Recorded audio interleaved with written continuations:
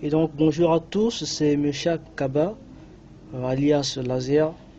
Donc aujourd'hui, je vais vous parler des annuités, les annuités qui font partie des mathématiques financières qui sont très importantes, surtout dans des institutions financières. Et donc, c'est quoi une annuité? Donc je vais définir l'annuité. L'annuité, d'abord, elle est une suite de flux. Hein. L'annuité, d'abord, elle est une suite de flux monétaires. Les mouvements d'argent. En fait, ces flux-là sont réglés, c'est-à-dire sont placés. Ces flux-là sont placés ou sont réglés à intervalles de temps égaux. À intervalles de temps égaux.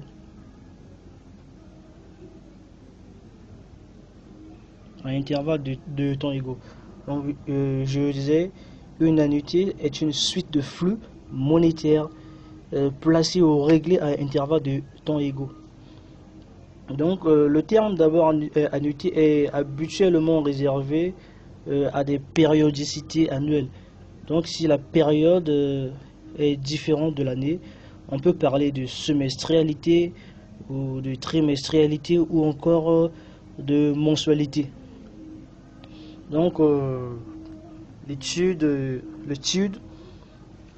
des annuités consiste à déterminer soit la valeur acquise, soit la valeur actuelle à une date donnée d'une suite de flux. Donc, quand les annuités sont égales, on parle des annuités constantes. Et quand les annuités varient d'une période à une autre, on parle des annuités variables. Et puis les annuités peuvent être perçues ou versées ou réglées en début de période ou en fin de période. Donc aujourd'hui, je vais vous parler des annuités constantes. Aujourd'hui, je vais vous parler des annuités constantes. Des annuités constantes. Donc il existe des annuités constantes de fin de période et des annuités constantes de début de période. Donc dans les annuités constantes de fin de période, ici il consiste par exemple à déterminer la valeur acquise d'une suite d'annuités constantes de fin de période. Donc comment déterminer la valeur acquise d'une suite d'annuités constantes de fin de période? Donc on est par exemple sur cette échelle. Comment est-ce que je vais faire? Ici on a A, 0 plutôt, le point d'origine. Et puis après une période, on commence à placer A. Et après la deuxième période, jusqu'à papa, ici on a N-1, on place A. Et ici on a N, on place A. Donc qu'est-ce que l'on constate? Et vu que ces annuités voilà, sont placées à un intérêt composé, et donc c'est-à-dire ça produit des intérêts et elle produit des intérêts. Donc à la première période, c'est-à-dire après voilà, la date d'origine de la première période, il y aura des intérêts qui vont se produire. Donc du coup, qu'est-ce qu'on aura? On aura par exemple un truc de ce genre. Ici on aura A, 1 plus I, N-1, c'est-à-dire la durée voilà, de la fin. Moins voilà la durée voilà, donc là où on a commencé à placer, on a N-1. Et par exemple à la seconde période, à la seconde ou au second placement, on a A, 1 plus I, N-2 jusqu'à A, voilà, jusqu'à arriver à A, là où ça ne produit aucun intérêt. Donc c'est-à-dire on aura 1 plus I à la puissance 0 qui est 1. Donc qu'est-ce que l'on constate? La valeur acquise après voilà tous ces, la valeur acquise grand A après tous ces placements, c'est la somme de tout ça. Et tous les mathématiciens constatent que là nous sommes en face d'une suite géométrique de premier terme A, et puis on a la raison qui est Q est égal à 1 plus I avec n termes. avec un terme. Donc on connaît tous la formule d'une suite géométrique, par exemple Sn, qui est égal au premier terme, par exemple U1, Q, enfin la raison de la puissance n moins 1, le tout sur Q moins 1. Donc ici, j'ai noté la valeur acquise grand A, qui sera égal au premier terme, petit a, le premier terme, petit a, la nuitée, qui est constante. Donc, qui prend, voilà, qui multiplie tout ce terme-là. Donc, notre raison ici, c'est 1 plus i. Donc, on a 1 plus i à la puissance n moins 1. Le tout sur quoi? Le tout sur 1 plus i moins 1. Et ici, on supprime le 1. Du coup, on a cette formule généralisée qui la valeur acquise est voilà, d'une suite d'annuités constantes en fin de période qui sera égale à 1 plus i à la puissance n moins 1, le tout sur i. Cette formule reste à mémoriser. Cette formule est très capitale, il faut la mémoriser. Et donc toute cette partie-là est donnée par la table financière numéro 3. Toute cette partie est donnée par la table financière numéro 3. Donc une fois on a la durée, une fois on a le taux, ça ne sert plus de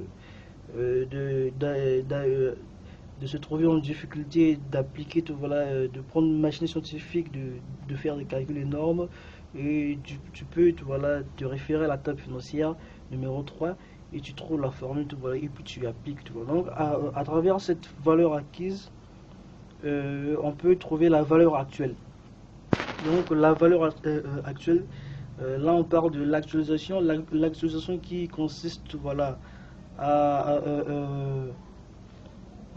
qui consiste à trouver tout, voilà, la valeur d'origine. Dans l'actualisation on a déjà la valeur future, ça consiste voilà à trouver la valeur d'origine à travers la valeur voilà, du futur. Donc on a par exemple si on veut trouver à travers cette formule la valeur actuelle d'une suite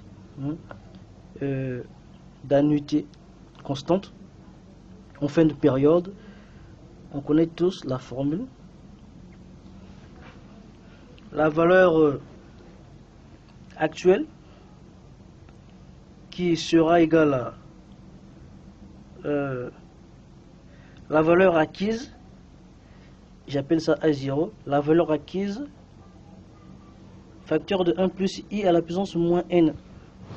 Étant donné on connaît la formule de la valeur acquise, on peut remplacer. Donc on a a à la puissance 1 plus i n moins 1 de tout sur i qui multiplie ce terme là 1 plus i à la puissance moins n. Donc après donc si on prend 1 plus i à la puissance n fois 1 plus i à la puissance moins n, la formule de la puissance a à la puissance m fois a à la puissance n qui sera égal à la puissance m plus n, donc ici n moins n qui donne 0, donc on aura 1 plus i à la puissance 0 qui est égal à 1, donc on aura a0 qui sera égal à ici on aura déjà moins 1 qui va nous rester moins 1 fois tout ça qui donne 1 plus i moins à la puissance moins n le tout sur i. Donc là on a la formule généralisée de la valeur actuelle d'une suite d'annuités constantes en fin de période. Et toute cette partie là est donnée par la table financière numéro 4. Toute cette partie est donnée par la table financière numéro 4. Donc il existe aussi des valeurs par exemple acquises après la date de fin de période, c'est-à-dire P période après. Là, voilà, je parle de la valeur acquise P période après.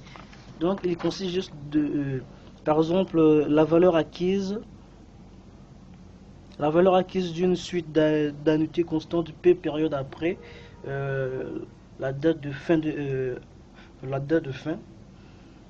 Étant donné on connaît déjà la formule de la valeur acquise qui est en fin de période d'une suite d'unité constante qui est égal à A, 1 plus I à la puissance n moins 1, le tout sur I.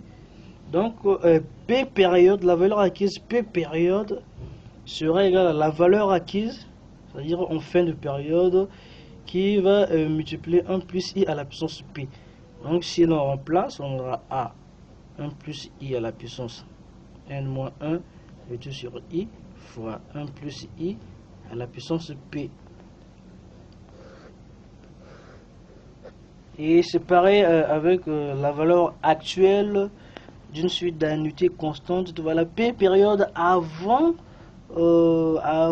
tout voilà la date tout voilà d'origine. Donc étant donné qu'on connaît la valeur la formule de la valeur actuelle d'une suite d'unités constantes en fin de période qui est égale à A. Ici on avait 1 moins 1 plus I à la puissance moins n, le tout sur I.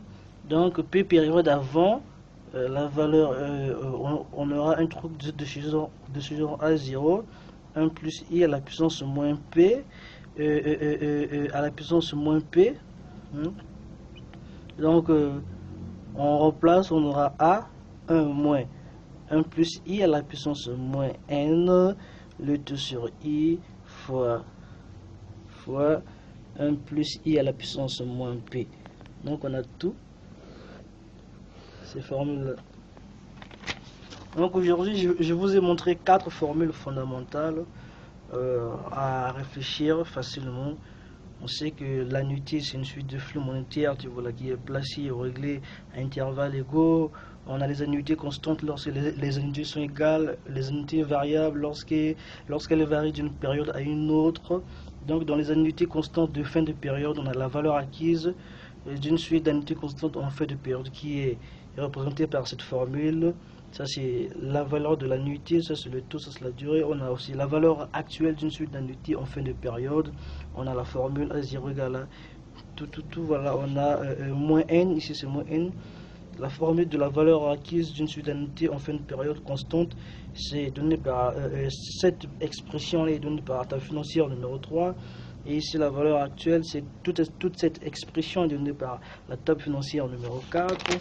Je vous ai montré voilà comment calculer la valeur acquise d'une suite d'annuités constantes en fin de période, P période, après voilà. Et voilà, il suffit juste de P période après, ça produit des intérêts. C'est un intérêt composé. Donc la valeur acquise de fin de période là fois 1 plus I à la puissance P, la période P après, et tout voilà. Et du coup on peut voilà développer ici voilà la valeur acquise et P période avant, la valeur actuelle plutôt P période avant, tout voilà la valeur qu'on a trouvé. On remplace justement, on a ceci. Donc c'était juste la première partie. Merci à tous ceux qui ont suivi cette vidéo. La suite au prochain numéro pour quelques exercices d'application et quelques exercices d'approfondissement. Merci à vous. Bonne continuation d'études. C'était Meshak Kaba.